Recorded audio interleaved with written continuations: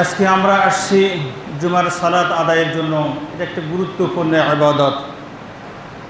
আল্লাহ রসুল মুহাম্মদুর রাসূলুল্লাহ সাল্লাল্লাহু আলাইহি ওয়াসাল্লাম বলেন, ঈমান আনার পরেই সর্বপ্রথম নামাজের কথা বলা হয়েছে। বুনিয়াল ইসলাম আলা খামসিন শাহাদাতি আল্লাহ ইলাহা ইল্লাল্লাহু ওয়া আন্না মুহাম্মাদান আবদুহু ওয়া রাসূল ওয়া ইকামিস সালাত। ঈমান আনার পরেই নামাজ। আর এই নামাজের জন্যই আমরা আজকে মসজিদে হাজির হয়েছি। আচ্ছা, এই যে আমরা মসজিদে আসছি, এই জুমার সালাত আদায়ের জন্য আসছি, শুধু কি জুমার সালাতই আমাদের উপরে ফরজ, না বাকি আরও 4 ওয়াক্ত নামাজ আছে সেটা ফরজ? কোনটা ভাই বলেন দেখি?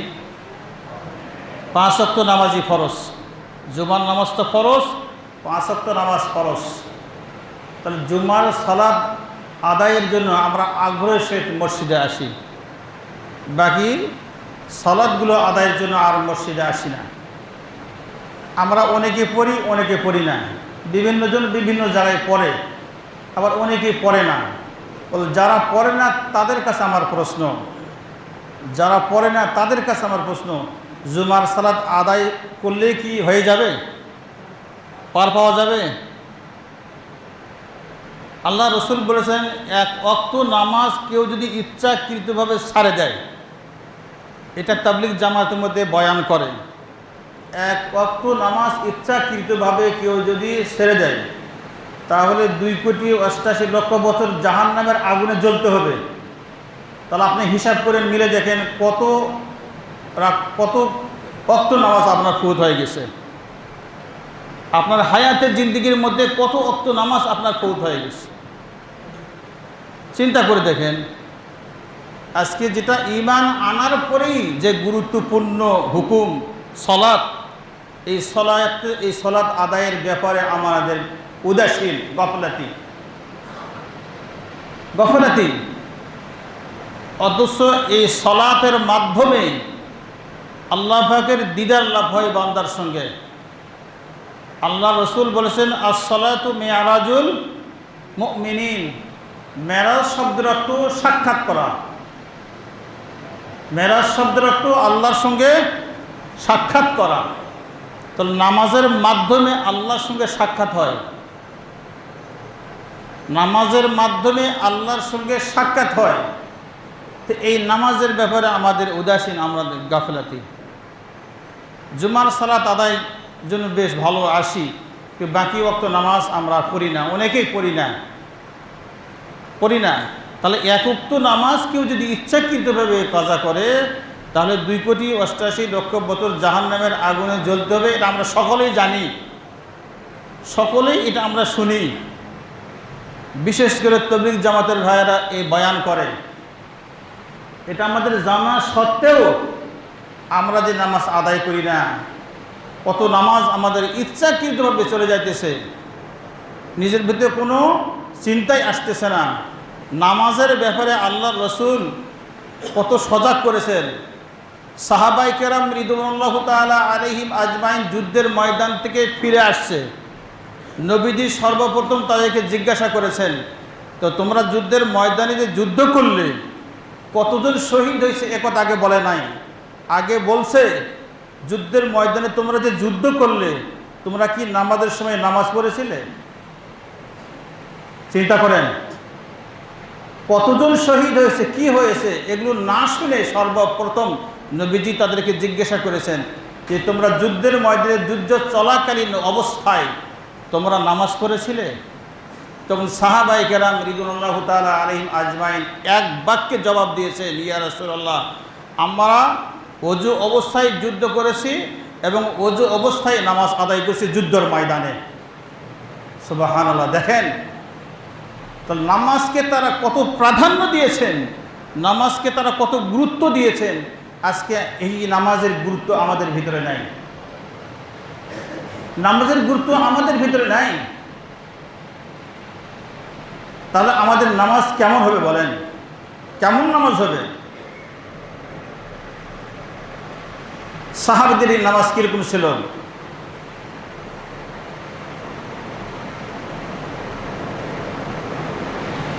নবীজির একজন সাহাবী আবু তালহা রাদিয়াল্লাহু তাআলা আনহু খেজুরের বাগানে নামাজের সময় হয়ে গেছে। উনি নামাজে দাঁড়িয়ে গিয়েছেন, ওযু করে নামাজে দাঁড়িয়ে গিয়েছেন। নামাজরত অবস্থায় একটা পাখি তার সামনে দিয়ে উড়াউড়ি করতেছে, তার সামনে দিয়ে একটা পাখি উড়াউড়ি করতেছে, কখনো এক ডালে পড়ে কখনো ওই ডালে পড়ে। তো এই পাখি যে তার সামনে দিয়ে উড়াউড়ি করতেছে, নামাজ থেকে তার মনটা একটু দূরে চলে গেছে, নামাজ থেকে তার মনটা একটু দূরে চলে গেছে। নামাজ শেষ করার পরে আল্লাহ রসুলের দরবারে হাজির হয়েছেন, হয়ে বলেন, ইয়া রাসূলুল্লাহ, ইয়া হাবিবাল্লাহ, আমি নামাজ পড়তেছিলাম, আমার মনটা অন্যদিকে চলে গেছে। আজকে নামাজের ভিতরে মনটা রাখতে পারি নাই, ছুটে গেছে। একটা পাখি আমার সামনে দিয়ে উড়াউড়ি করতেছে, এই অবস্থা থেকে আমার মনটা অন্যদিকে চলে গেছে। ইয়া রাসূলুল্লাহ, হাবিবাল্লাহ, যেই বাগান আমাকে নামাজ থেকে দূরে রাখলো, আমার মনকে দূরে নিয়ে গেল, সেই বাগানে আমি অক্ষ করে দিলাম, আপনার নামে আমি এই বাগানকে অক্ষ করে দিলাম, আপনি যা ইচ্ছা তাই করেন। নামাজে আমাকে ডিস্টার্ব দিল, এই বাগান আমাকে নামাজের মধ্যে ডিস্টার্ব দিল, আমি আর এই বাগানই রাখবো না, এই বাগান আপনার নামে অক্ষ করে দিলাম, আপনার যা ইচ্ছা তাই করেন। আমাদের কি অবস্থা? নামাজের মধ্যে যখন দাঁড়াই, দোকানদার ভাই যারা আছেন, ব্যবসায়ী ভাই যারা আছেন, তারা চিন্তা করেন আগামীকাল সয়াবিন তেল কত করে কেজি বিক্রি করব। নামাজের ভিতরে যারা কৃষক ভাই আছে, কৃষক ভাই তারা চিন্তা করে আগামীকাল মাঠে আমি কি কি কাজ করব, চিন্তা করে। যারা চাকরিজীবী ভাই আছে তারা চিন্তা করে আগামীকাল আমার কি কি কাজ আছে অফিসে। ইহা তককে আমি যে ইমাম, আমাকেও বলতেছি, আমারও মন চলে যায় বিভিন্ন জায়গার মধ্যে, মনকে নামাজের ভিতরে ধরে রাখতে পারি না, আমাদের মন ছুটে যায়। আর সাহাবীদের মন কীরকম? এক যুদ্ধে রাসূল করিম সাল্লাল্লাহু আলাইহি সাল্লাম যাইতেছেন, পথিমধ্যে হুজুরের সঙ্গে আনসার এবং মুহাজির সাহাবী আছেন, তাবু গাড়লেন।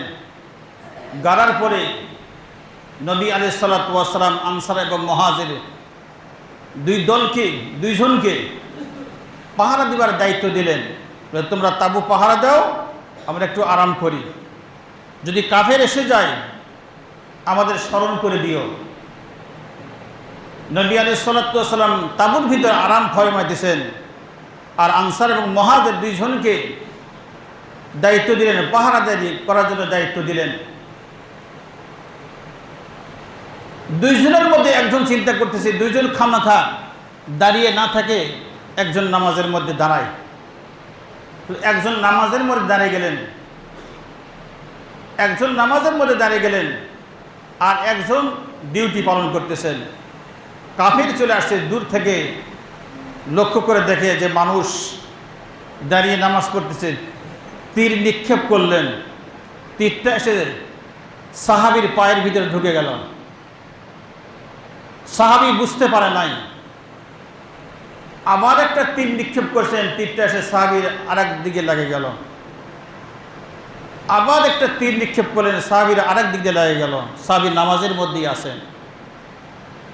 সাহাবী বুঝতে পারলেন যে শত্রু আসছে, অনেক খাটো সুরা দিয়ে নামাজ আদায় করলেন। নামাজ শেষ করার পরে তখন সাথীকে ঘুম থেকে উঠালেন, মুহাজিরকে ঘুম থেকে উঠালেন। তিনি যখন ঘুম থেকে উঠলেন, ওঠার পর থেকে তার পায়ের মধ্যে তীর বিদ্যমান। তখন বলতেছে, কি ব্যাপার, আপনার পায়ের মধ্যে তীর বিদ্যমান?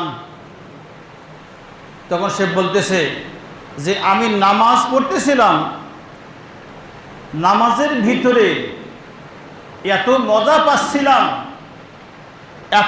পাচ্ছিলাম যে আমার শরীরের মধ্যে সে তীর ঢুকছে, আমি বুঝতে পারি নাই। এত মজা পাচ্ছিলাম নামাজের ভিতরে যে আমার শরীরের ভিতরে তীর ঢুকছে, আমি বুঝতে পারি নাই। তাহলে তাদের নামাজ কীরকম? আমাদের নামাজ কীরকম? আমাদের নামাজ কীরকম? বুঝলেন, নামাজের ভিতরে যখন আমরা দাঁড়িয়ে যাই তখন দুনিয়ার সব কিছু এসে আমাকে ধোঁকা দেয়। নামাজটাকে নষ্ট করার জন্য দুনিয়ার সব কিছু এসে আমাকে ধোঁকা দেয়, মনটাকে টানিয়ে নিয়ে চলে যায়। যাওয়া স্বাভাবিক, আবার মনটাকে ফিরে নিয়ে আসতে হবে নামাজের ভিতরে। নামাজ এটা এত গুরুত্বপূর্ণ ইবাদত, গুরুত্বপূর্ণ ইবাদত, যেটাকে যে নামাজের ভিতরে আল্লাহকে বরত্ব প্রকাশ করা হয়। আমি যে বলতেছি আল্লাহু আকবার, এটা কি আল্লাহু আকবার বলা ফরজ। আল্লাহু আকবার তাকবীরে তাহরিমের বাদে হাত বাঁধা এটা ফরজ। যে আল্লাহু আকবার বলেন, আল্লাহ সবচাইতে বড়, ব্যবসার চাইতে বড়, চাকরির চাইতে বড়, কৃষি কাজের চাইতে বড়, দুনিয়ার সমস্ত কাজের চাইতে আল্লাহ পাক বড়। যে আমি যে মুখ দিয়ে প্রকাশ করতেছি দুনিয়ার সব কিছুর চাইতে আল্লাহ পাক বড়। তারপরে যখন আজান হয়, কেন আমি ব্যবসা নিয়ে পড়ে থাকি, কেন আমি কৃষি কাজ নিয়ে বসে থাকি, কেন আমি অফিসের চাকরি কাজ নিয়ে বসে থাকি? আমি তো বলছি আল্লাহ বড়।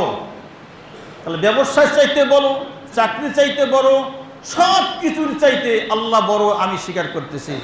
এরপরেও যে আমি যে আল্লাহ পাকের হুকুম পালন করি না, আল্লাহ পাকের হুকুম পালন করি না, আমি সেজদার রুকুর মধ্যে বলছি সুবহানা রাব্বিয়াল আযীম, আল্লাহকে বলছি আল্লাহ পাক আযীম।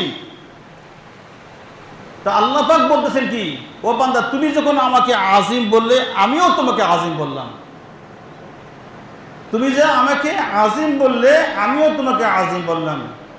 বান্দা যখন সেজদার মধ্যে যায়, যাওয়ার পর বলে সুবহানা রাব্বিয়াল আ'লা, আল্লাহ পাক বলে বান্দা তুমি যখন আমাকে আলা বলেছো আমিও তোমাকে আলা বললাম। সুবহানাল্লাহ, আমিও তোমাকে আলা বললাম।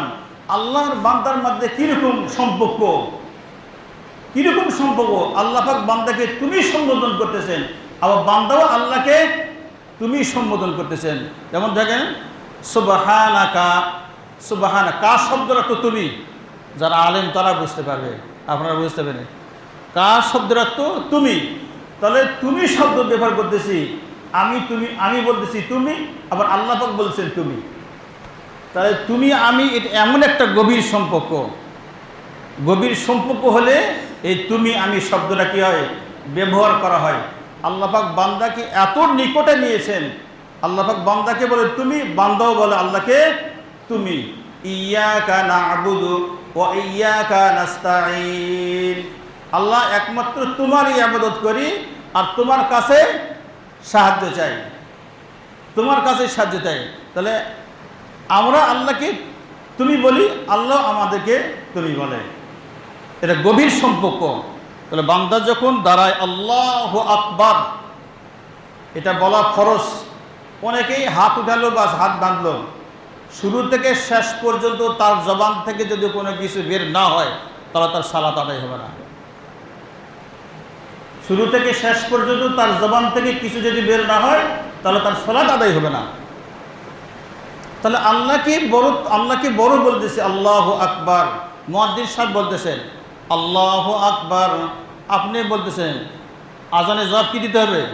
মুয়াজ্জিন সাহেব যেটা বলবে, যে আজান শুনবে সেও ওটাই বলবে আল্লাহু আকবার। মুয়াজ্জিন বলতেছে, আপনি বলেন আল্লাহু আকবার। মুয়াজ্জিন সাহেব বলতেছেন আশহাদু আল্লা ইলাহা ইল্লাল্লাহ, আপনি উত্তরে বলবে আশহাদু আল্লা ইলাহা ইল্লাল্লাহ। মুয়াজ্জিন সাহেব বলতেছেন আশহাদু আন্না মুহাম্মাদুর রাসূলুল্লাহ, আপনি বলবেন আশহাদু আন্না মুহাম্মাদুর রাসূলুল্লাহ। মুয়াজ্জিন সাহেব হাইয়া আলাস সালাহ, আপনি বলবেন লা হাওলা ওয়ালা কুওয়াতা ইল্লা বিল্লাহ। মুয়াজ্জিন সাহেব আজান দিতেছে আর আমরা বসে বসে গল্প করতেছি, আজানের জবাব না দিয়ে আমরা বসে বসে গল্প করতেছি, বসে বসে গল্প করতেছি। আজান শেষ হবার পরে একটা দোয়া আছে। দোয়াটা কি? রাসূল করিম সাল্লাল্লাহু আলাইহি ওয়াসাল্লাম বলেছেন একটা দরুদ শরীফ পড়তে হবে। দরুদ শরীফ পড়ার পরে একটা দোয়া আছে যে আল্লাহুম্মা রাব্বা হাযিহিদ দাওয়াতি তাম্মা ওয়াস সালাতিল কাইমা আতি মুহাম্মাদানিল ওয়াসিলাতুল ফাজিলা, আছে না?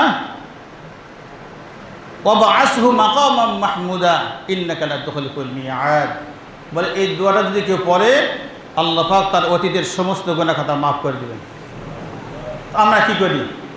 আজান হইতেছে, আমাদের কাছে গুরুত্বই নাই, ডাটে গল্প করতেছি। মুয়াজ্জিন সাহেবের আজানে যে জবাব দিতে হবে এই জবাব দিতেছি না। তাহলে মুয়াজ্জিন সাহেব দেখতেছে আল্লাহু আকবার, আল্লাহ বড়, আল্লাহ বড়। তার উত্তরে আমি কি বলতেছি? আমি বলতেছি আল্লাহু আকবার, আল্লাহু আকবার, আল্লাহ বড়, আল্লাহ বড়। তাহলে আল্লাহ বড়, আল্লাহ বড় বলতেছি, কিন্তু পরেক্ষণে দেখা যায় মসজিদে আমরা আর আসি না, নামাজ আর পড়ি না, নামাজের ধার ধারি না। অথচ আল্লাহ রসুল বলেছেন ঈমান আনার পর্বে সর্বপ্রথমে যে হুকুম সেটাই হলো নামাজ। সর্বপ্রথমে যে হুকুম হলো নামাজ। নামাজের প্রতি সাহাবায়ে কেরাম রাদিয়াল্লাহু তাআলা আলাইহিম আজমাইন তারা কত গুরুত্ব দিয়েছেন।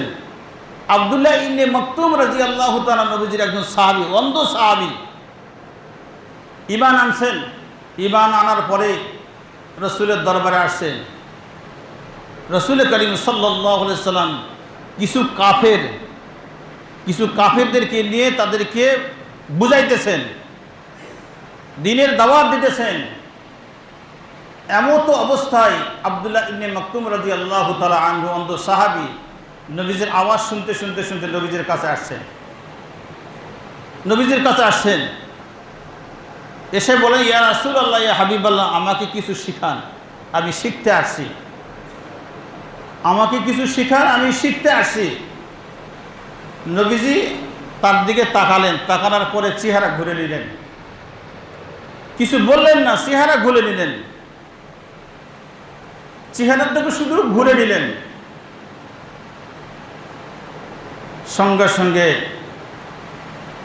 উপরের থেকে ওহী চলে আসছে নবীজির কাছে। জিবরাইল আমিন আলাইহিস সালাতু ওয়াস সালাম আসছে, এসে বলে, ইয়া রাসূলুল্লাহ, ইয়া হাবিবাল্লাহ, তার দিক থেকে কেন চেহারা আপনি ফিরে দিলেন? সে তো ঈমান আনছে। আর আপনি যাদেরকে দিন বুঝাইতেছেন, হেদায়েতের কথা বলতেছেন, তারা আপনার কথা নাও মানতে পারে, তারা আপনার কথা নাও শুনতে পারে, ইসলাম গ্রহণ নাও করতে পারে, কিন্তু সে তো ইসলাম গ্রহণ করে আপনার কাছে কিছু শেখার জন্য আসছে। তার দিক থেকে কেন আপনি চেহারা ফিরে দিলেন?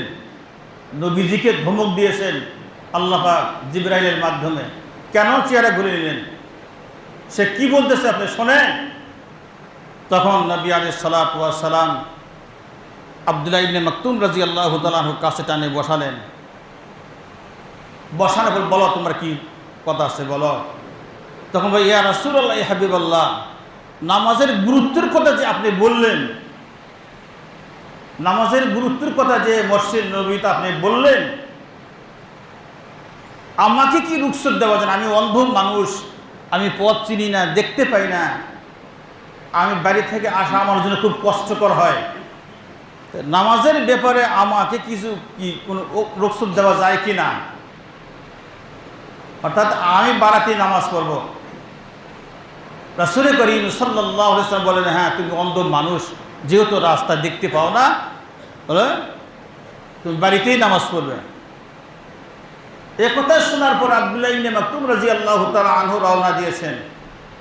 কিছুক্ষণ পরে নবী আলাইহিস সালাতু ওয়াস সালাম তাকে ডাক দিয়েছেন, আব্দুল্লাহ ইবনে মাকতুম, এদিকে আসো।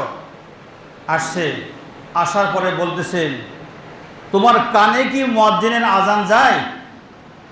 তুমি কি ঘরে বসে মুয়াজ্জিনের আজান শুনতে পাও? তখন সে বলছে, ইয়া রাসূলুল্লাহ, হ্যাঁ, আমি আজান শুনতে পাই। তখন নবীজি বলেন, আজানের জবাব দিবে, মসজিদে এসে জামাতের সহিত নামাজ আদায় করবে। নেন, একজন অন্ধকে ছাড় দেওয়া হয় নাই নামাজের ব্যাপারে, বলে আজানের জবাব দিবে এবং মসজিদে এসে জামাতের সাথে নামাজ আদায় করবে। আমাদের কত নামাজ ফৌত হয়ে যায়, জামাত তো থাকলে দূরের কথা, কত নামাজ আমাদের ছুটে চলে যায়। নামাজের ব্যাপারে কত গাফলাতি আমাদের হয়, কত গাফলাতি। হ্যাঁ, এই জন্য নামাজের ব্যাপারে আমাদেরকে একটু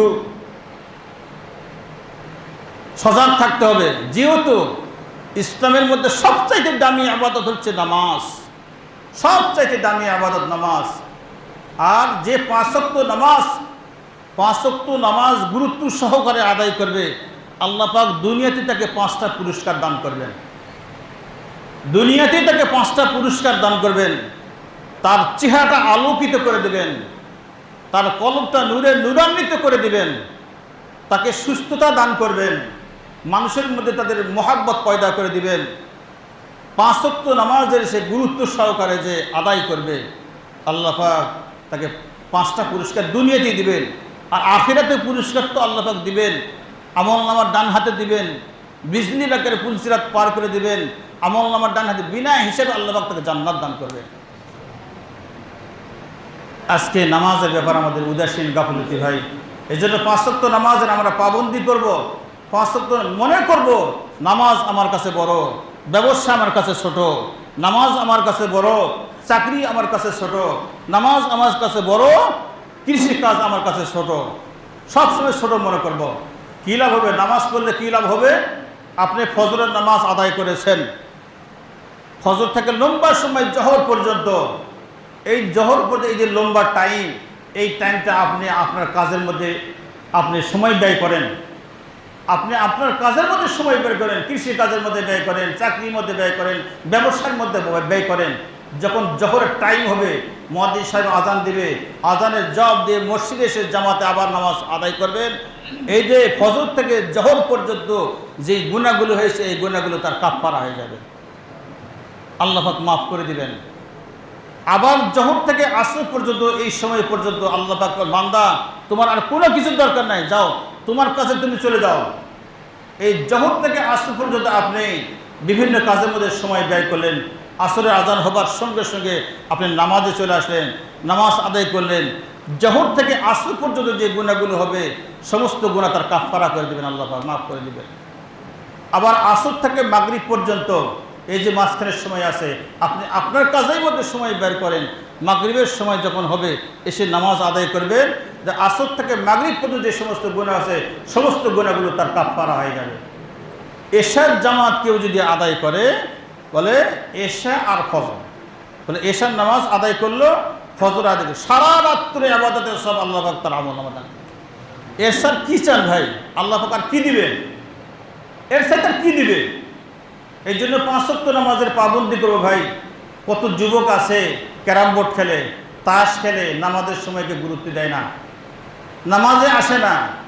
আবার কত যুবক আছে পাগড়ি মাথায় পরে নামাজ, কলেজ ইউনিভার্সিটির ছাত্ররা কত সুন্দর করে পাগড়ি মাথায় দিয়ে গায়ে জুব্বা লাগে নামাজ আদায় করতেছে। আমাদের যুবকেরা নামাজে আসে না, ক্যারাম বোর্ড খেলে, তাসের আড্ডায়, মদের আড্ডায়, জুয়ার আড্ডায় সময় কাটায়, অথচ নামাজে আসতে পারে না, মসজিদে আসতে পারে না। এই জন্য ভাই নামাজ আমরা অনেকেই জানি না। নামাজে একজন বলতেছে, হুজুর আমি তো 4 রাকাত নামাজের মধ্যে সানা পড়ি। কতদিন থেকে পড়ছেন? আমি তো বহুদিন থেকে পড়তেছি 4 রাকাত নামাজে সানা পড়ি। কে বলেছে? একজন আমাকে বলছে যে 4 রাকাত নামাজে, 4 রাকাত বিশেষ নামাজে 4 রাকাতেই কী করতে হবে? সানা করতে হবে। সানা করে 4 রাকাতই সামানা করে, বলে না 4 রাকাত নয়, প্রথম রাকাতে আপনার সানা করতে হবে, 4 রাকাতে পড়তে হবে না। আচ্ছা গেল, নামাজের কিছু মাসলা মাসাইল আছে আমরা জানি না, অনেকে ভুল করে থাকি। যারা ইমামের পিছনে নামাজ পড়েন, একটা মাসলা বলি, এটা আমাদের অনেকের হয়, এরকম ভুল হয়। 4 রাকাত বিশিষ্ট নামাজ যারা আমরা ইমামের পিছনে পড়ি, দেখা গেছে যে আমার 3 রাকাত ফৌত হয়ে গেছে, 1 রাকাত আমি পাইছি, 1 রাকাত আমি পাইছি, শেষের রাকাত আমি পাইছি। তাহলে এখন এই 3 রাকাত নামাজ আমি কিভাবে পড়ব? তাহলে ইমাম সাহেব যখন সালাম ফিরাবে, শেষ হয়ে যাবে, তখন আপনি দাঁড়াবেন। দাঁড়াবার পরে এই জায়গাতে অনেকে ভুল করে, দাঁড়াবার পরে 2 রাকাত নামাজ আদায় করার পরে বসে, 2 রাকাত নামাজ আদায় করার পরে বসে আত্তাহিয়াত পড়ে না, এটা ভুল। আপনি 1 রাকাত পাইছেন ইমামের সঙ্গে, আপনি দাঁড়াবেন, দাঁড়াবার পরে আর 1 রাকাত পড়বেন, পরে বসবেন, আত্তাহিয়াতু পড়ার পরে আপনি উঠে যাবেন, বাকি 2 রাকাত পড়বেন। মাসলাটা ক্লিয়ার তো? ভালো করে বুঝেন। আমরা কিন্তু এই ভুলটা করে ফেলাই। ইমাম সাহেবের সঙ্গে 1 রাকাত পাইছি, আবার উপরে ইমাম সাহেব সালাম ফিরার পরে আমরা উঠে 2 রাকাত পড়ি, না, এটা ভুল। 2 রাকাত নয়, 1 রাকাত পরে আবার আপনাকে আত্তাহিয়াতু পড়তে হবে, বসে আত্তাহিয়াতু পড়ার পরে আপনি আবার উঠে যাবেন, যাই বাকি 2 রাকাত নামাজ আদায় করবেন। এখন গেল 1 নম্বর। আবার অনেকে এরকম আছে, প্রথম রাকাত পাইছেন, প্রথম রাকাত পান নাই, 3 রাকাত পাইছেন, প্রথম রাকাত যেটা এটা পান নাই, আমরা ছুটে গেছে আপনার, আপনি 3 রাকাত পাইছেন। এখন আপনি কি করবেন? বলে 3 রাকাত শেষ করার পরে ইমাম সাহেব যখন সালাম ফিরাবে, আপনি উঠে যাবেন। উঠে যাওয়ার পরে বাকি 1 রাকাত নামাজ আদায় করবেন। এই মশালাগুলো আমাদের জানা দরকার। অনেকে আমাদের ভুল হয়ে যায়, এখন আপনি প্রথম রাকাত আপনি পড়ার নাই, তা আপনি কি করবেন? এখন ইমাম সাহেব যখন সালাম ফিরাবে আপনি উঠে যায় এই 1 রাকাত যে পড়বেন, এই 1 রাকাতে আপনাকে সূরা মিলাতে হবে। যেহেতু ইমাম সাহেব প্রথম রাকাতে সূরা মিলাইছে, আপনি প্রথম রাকাত পান নাই, তাহলে 3 রাকাত পড়ার পরে আপনি যখন উঠে যাবেন 1 রাকাত পড়ার জন্য, এই 1 রাকাতে আপনাকে সূরা মিলাতে হবে। অনেকে সূরা মিলায় না, সূরা না মিলে নামাজ শেষ করে ফেলে। আবার দেখেন, আমরা যখন নামাজ পাই না, হয়তো 1 রাকাত পাইনি, 2 রাকাত পাইনি, আমি কখন উঠব? ইমাম সাহেব যখন 2 দিকে সালাম ফিরানো শেষ হয়ে যাবে তখন আমাকে উঠতে হবে। ইমাম সাহেব আসসালামু আলাইকুম ওয়া রাহমাতুল্লাহ পড়া শেষ, এটা হবে না। 2 দিকে যখন ইমাম সাহেবের সালাম ফিরান শেষ হবে তারপরে উঠে যাবেন, তারপরে উঠতে হবে। ইমাম সাহেবকে আমাদেরকে করতে হবে, ফলো করতে হবে। অনেক সময় দেখা যায় ইমাম সাহেব রুকুতে না যাওয়ার আগে আপনি রুকুতে চলে গেছেন, ইমাম সাহেব সিজদা না যাওয়ার আগে আপনি সিজদা চলে গেছেন, তাহলে ইমাম সাহেবকে তো আপনি ফলো করলেন না, ইমাম সাহেবকে আপনি মানলেন না, তাহলে আপনার নামাজ বাতিল হয়ে যাবে। এই জন্য ভাই, এই জিনিসগুলো আমাদেরকে লক্ষ্য করে নামাজ আদায় করতে হবে। আল্লাহ পাক আমাদেরকে সহি শুদ্ধভাবে 5 ওয়াক্ত নামাজ জামাতের সাথে আদায় করবার মতো তৌফিক দান করুন। আমিন। ওয়া আখিরু দাওয়ানা আলহামদুলিল্লাহি রাব্বিল আলামিন। তাদের সুন্নাত নামাজ হয় না আদায়